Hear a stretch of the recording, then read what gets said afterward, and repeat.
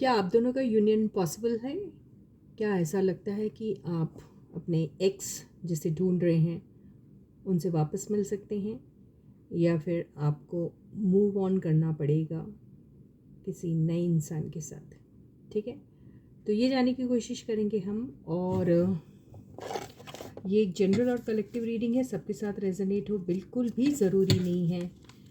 अगर ये रीडिंग कहीं ना कहीं से आपके साथ रेजोनेट नहीं होती है तो मान के चलिए ये रीडिंग आपकी थी ही नहीं। ठीक है, ज़िंदगी कोई भी इम्पोर्टेंट डिसीजन सिर्फ और सिर्फ जनरल रीडिंग के बेसिस पे बिल्कुल मत कीजिए। उसके लिए आप अपनी पर्सनल रीडिंग किसी से भी करा सकते हैं। ठीक है, तो एक हाईलाइटेड एनर्जी तो ले लेते हैं। अभी क्या है आपकी, क्या आपका रीयूनियन होने वाला है अपने एक्स के साथ, जिसके साथ सेपरेटेड है उनके साथ, या आपकी लाइफ में कोई न्यू इंसान आने वाला है, या फिर आपको वो न्यू इंसान आए ना आए लेकिन आपको मूव ऑन होना पड़ेगा अपनी लाइफ में। ये देखने की कोशिश करेंगे। तो yes guys, this is Suman, your own tarot का reader, and I welcome you back to my channel tarot fragrance Suman. तो हाईलाइटेड एनर्जी क्या है देखते हैं। पहले ही ब्लैंक है, इतने सारे कार्ड्स में मैंने इतने सारे ब्लैंक निकाल दिए, उसमें से भी एक ब्लैंक आई गया। तो ये आपकी एनर्जी है व्यूअर्स की, आपके पर्सन की एनर्जी नहीं हो रही है। ये देख रहे हैं हम कि आपके एक्स वापस आ रहे हैं, आपको कोई न्यू इंसान मिलने वाला है, या फिर आपको ये रिलेशनशिप से मूव ऑन होना है।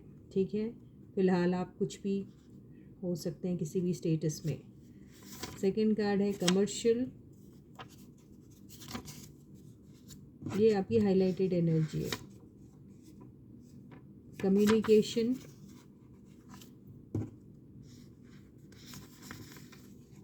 ब्लैंक कार्ड, फाइनेंशियल प्रॉब्लम, एक लास्ट कार्ड सेल्फिश।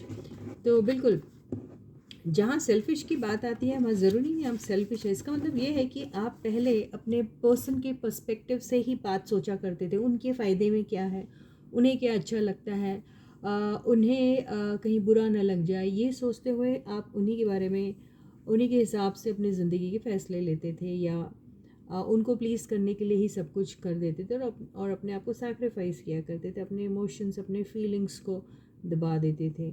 लेकिन आप अपने बारे में ज़्यादा सोचते हैं। आपको जिस चीज़ में फ़ायदा नज़र आ रहा है, बेनिफिट नज़र आ रहा है, जहाँ आप खुश रह सकते हैं, जहाँ आप खुश रह, चाहे आपका पर्सन उसमें हैप्पी है या नहीं है, अब आप वो नहीं सोच रहे। बस आप ये सोच रहे हैं कि आप खुश हैं या नहीं। हो सकता है आपको फाइनेंशियल प्रॉब्लम्स हैं अभी, इसलिए आप कमर्शियल तौर पे ही अब कोई रिलेशनशिप में जाना चाहते हैं। यानी हो सकता है आप जिनके भी साथ काम करना चाह रहे हैं या रिलेशनशिप में जाना चाह रहे हैं, आप चाहते हैं कि वो सारी रिस्पॉन्सिबिलिटी आपकी ले, ये हो सकता है। या फिर आप उनके साथ रिलेशनशिप में जाते हैं तो आप ये देखते हैं कि वो आपकी केयर ले रहे हैं कि नहीं, फाइनेंशियली आपको हेल्प कर रहे हैं या नहीं। या आप जिसके भी साथ रिलेशनशिप में जाना चाहते हैं वो आपके एक्स हो या नेक्स्ट हो, जो भी हो, शायद आप उनके साथ मिल के काम करना चाहते हैं जिसमें आप म्यूचुअली फाइनेंशियली बेनिफिटेड हो, ये भी हो सकता है किसी किसी के केस में। और रहा सवाल ब्लैंक का, तो फ़िलहाल अभी आपकी ज़िंदगी में शायद कोई नहीं है, ये हो सकता है।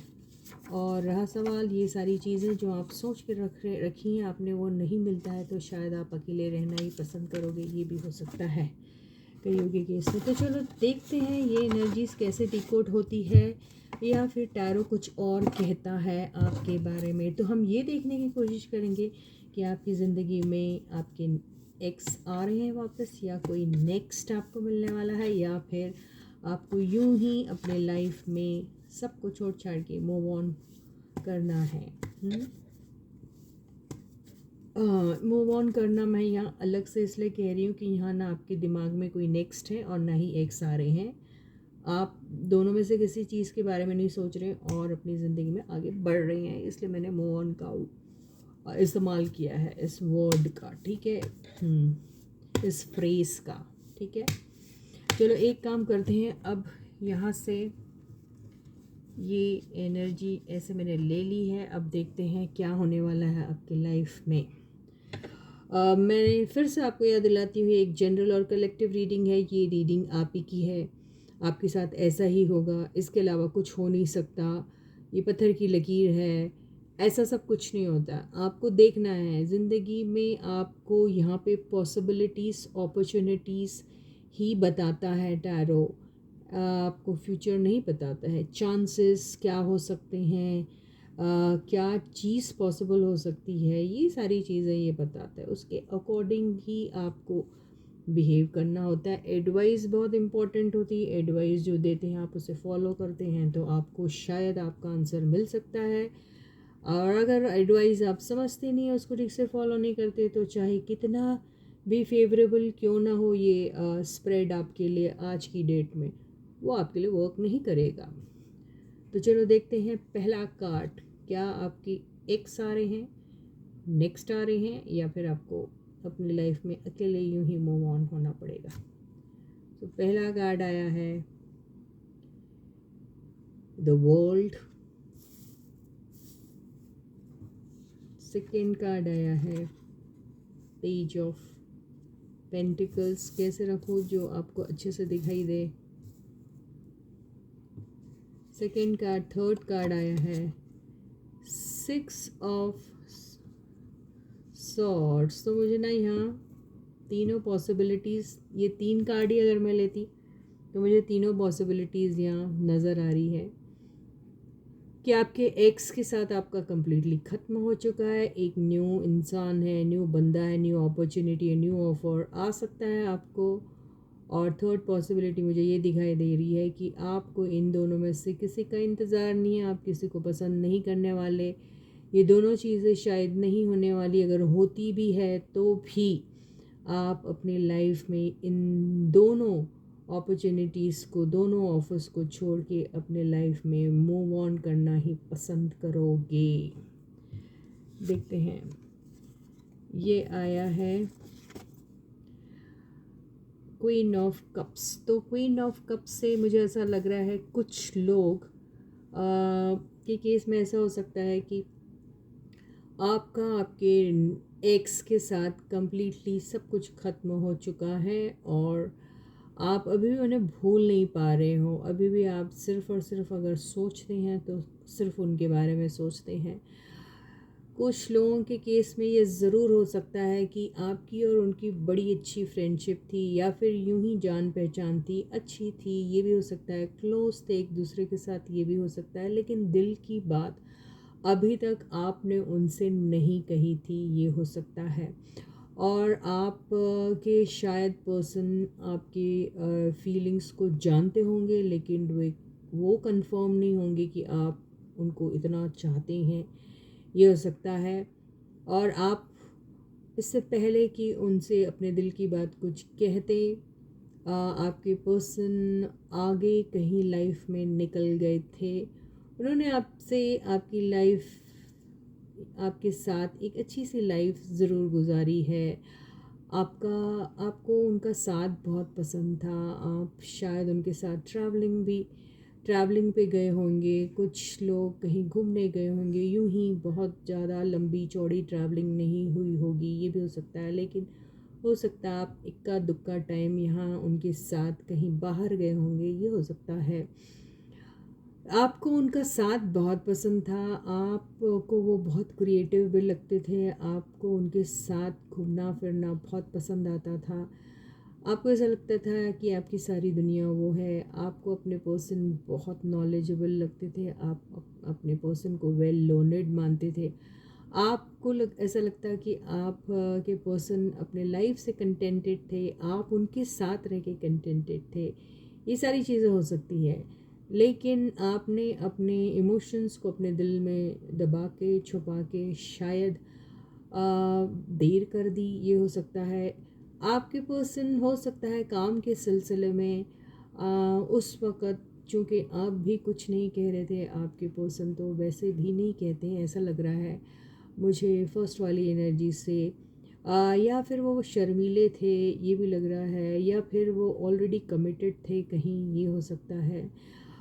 या फिर वो एक ऐसी जॉब रिस्पॉन्सिबिलिटीज़ में थे जहाँ पर शायद उनके पास उतना टाइम नहीं है, या फिर वो बहुत ज़्यादा ट्रैवलिंग एंड टूरिंग वाली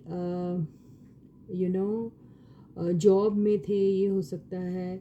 या उनका खुद का भी काम होगा तो उसमें भी उन्हें बहुत ज़्यादा ट्रैवलिंग टूरिंग करनी पड़ती है, ये हो सकता है। अपने घर के वो ओनली अर्निंग मेंबर होंगे, ये भी हो सकता है।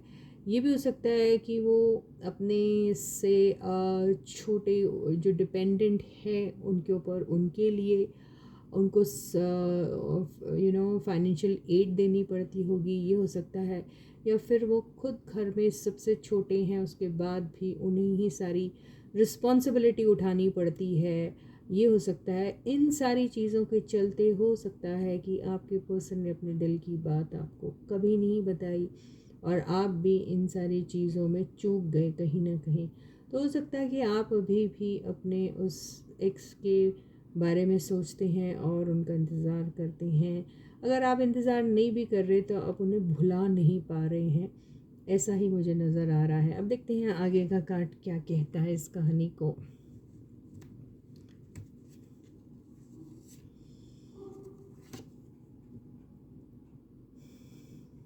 The judgement, sorry not the judgement, judgement. देखिए जजमेंट से मुझे ऐसा लग रहा है कि यस आपके पर्सन शायद कुछ के केस में ऐसा हुआ होगा कि आपके पर्सन ने अपनी फीलिंग्स शायद आपसे कही होगी, वर्बली कही होगी। कईयों के केस में, कईयों के केस में मे नॉट बी वर्बली, लेकिन कहीं ना कहीं आप जान चुके होंगे कि आपके पर्सन भी आपको चाहते हैं, पसंद करते हैं। लेकिन हो सकता है किसी वजह से, हो सकता है कोई भी वजह हो सकती है जिसके कारण आप दोनों का रिश्ता कुछ वक्त के लिए टूट चुका था, आप दोनों इंटरेक्शन में नहीं थे, या फिर आप दोनों में से कोई एक अपने लाइफ में मूव ऑन हो चुका था, वो अपने करियर पे ज़्यादा कंसंट्रेट कर रहा था, ये हो सकता है। या फिर उन्हें कोई दूसरी अपॉर्चुनिटी मिल गई थी जिसमें उनका इंटरेस्ट ज़्यादा था। वो रोमांटिक भी हो सकती है, नॉन रोमांटिक भी हो सकती है, जिसका मतलब ये कि वो अपने काम को लेके ज़्यादा पैशनेट थे, ये हो सकता है।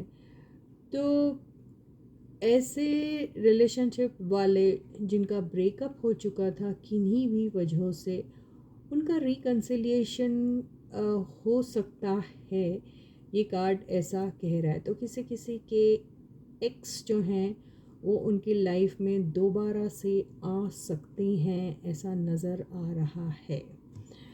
तो यहाँ पर मुझे रिकन्सिलिएशन के भी चांसेस दिख रहे, न्यू अपॉर्चुनिटी के भी चांसेस दिख रहे किसी किसी के केस में, और किसी किसी के केस में मूव ऑन होने के चांसेस भी नज़र आ रहे हैं।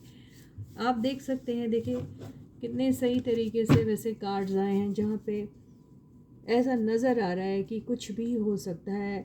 जिस तरीके से ये रेजोनेट होती है एनर्जीज आपके साथ, प्लीज़ उसे उसी तरीके से लीजिए, ठीक है? बिल्कुल। तो रीयूनियन एंड न्यू बिगनिंग दोनों हो सकती है। और बॉटम की एनर्जी आई है पेज ऑफ कप्स। तो बिल्कुल जो मैंने कहा वही कहानी बयां कर रही है, ये दोनों कार्ड्स बिल्कुल वही कह रहे हैं। तो कुछ के पर्सन बिल्कुल एक अपॉलॉजी लेके आएंगे, माफ़ी मांगेंगे। किसी किसी के पर्सन जिन्होंने अभी तक के कुछ ऐसा ऑफ़र नहीं दिया था अपने पर्सन को, वो एक प्यारा सा क्यूट सा ऑफ़र लेके आपके सामने आ सकते हैं, तोहफ़ों के साथ आ सकते हैं, कमिटमेंट देंगे आपको। एक न्यू बिगिनिंग हो सकती है कईयों के केस में, कईयों के केस में री बिगिनिंग हो सकती है, रिकन्सिलिएशन दिख रहा है यहाँ पर। कईयों के केस में साथ में काम करने के ऑफ़र्स आ सकते हैं आप दोनों को एक साथ, और कईयों के केस में ये एक फ्रेश बिगनिंग भी हो सकती है, जिसको हम न्यू बिगनिंग कहेंगे, यानी वो नेक्स्ट भी हो सकते हैं कईयों के केस में, क्योंकि ये नेक्स्ट एंड एक्स दोनों का कार्ड है। तो बहुत अच्छी एनर्जी आई है, मुझे सारे पॉसिबिलिटीज़ दिख रहे हैं। ये किस तरीके से आपके साथ रेजोनेट होती है उसे लीजिए।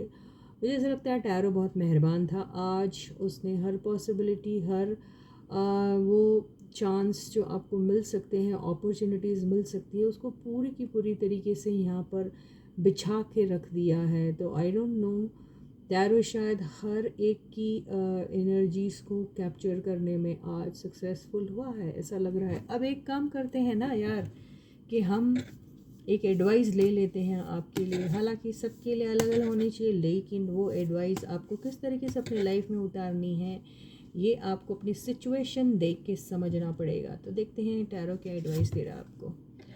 ये देखिए हायरोफेंट, हायरोफेंट ऐसा आ रहा है। हायरोफेंट में देखिए पहले से ही इससे समझ में आता है कि देखिए आप कोई भी चीज़ अपनी ज़िंदगी में करते हैं तो उसकी अथॉरिटी, उसकी रिस्पॉन्सिबिलिटी लेना आप ही की रिस्पॉन्सिबिलिटी होती है। एक रिश्ते में उसको ओन करने में, उसकी रिस्पॉन्सिबिलिटी लेने में, उसको सही तरीके से चलाने में दोनों का कंट्रीब्यूशन होना चाहिए।